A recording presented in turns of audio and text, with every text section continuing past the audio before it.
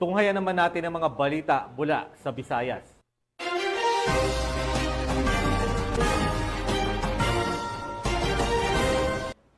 Kalaboso ang isang binatilyo matapos mahulihan ng mga otoridad ng ilegal na droga na nagkakahalaga ng mahigit 5 milyong piso sa ikinasang operasyon sa Mandawi City.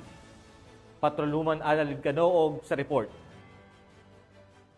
Nasabat ang Mandawi City PNP ang 5.7 milyon na halaga na hininalang shabu mula sa isang binatilyo sa sinagawang bypass operation sa sitio Kamanggahan, Barangay Labugon, Mandawi City, Cebu noong 23 ng Hulyo sa taong kasalukuyan. Kinilala ni Police Major Michael Malorca, officer in charge ng Police Station 3, Mandawi City Police Office as suspect si Alias Bukbuk, 19 anyos, at residente sa sitio Tabay, Barangay Labugon, Mandawi City, Cebu. Ikinasa ng mga paratibang naturang operasyon banda alas 9:35 ng gabi na resulta sa pagka-aresto ng suspect. Nasabat ang 20 heat silk at 5 knot-tied plastic packs ang hinilalang shabu na may kamuang timbang na 850 na gramo at may standard drug price value of 5,780,000 pesos, coin purse, sling bag, cellphone, digital weighing scale at bypass money. Samantala, kasalukuyang nasa custody ang Police Station 3 Mandawi City Police Office ang suspect para sa dokumentasyon at tamang disposisyon. Kami po sa PNP, lalong-lalo na po dito sa Mandawi City Police Office,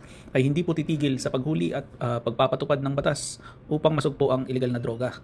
Ang pagkakaresto po ng suspect ay naging isang malaking suntok sa network po ng droga, hindi lang po dito sa Mandawi City, kundi sa buong Region 7 na rin po. Ito po ay nagpapatunay na kami ho ay hindi titigil na maging agresibo sa paggiba ng pundasyon ng droga dito po sa Region 7 sapagkat ang illegal po na droga ay siya pong ikakasira ng ating sarili, ating pamilya at higit po sa lahat ng ating bansa. Ang mga kapulisan ay patuloy sa pagpapaigting ng kanilang kampanya kontra illegal na droga at tiyaking ligtas ang bawat mamamayan sa banta ng kaharasan na inidudulot ng paggamit at ipinagbabawal na gamot.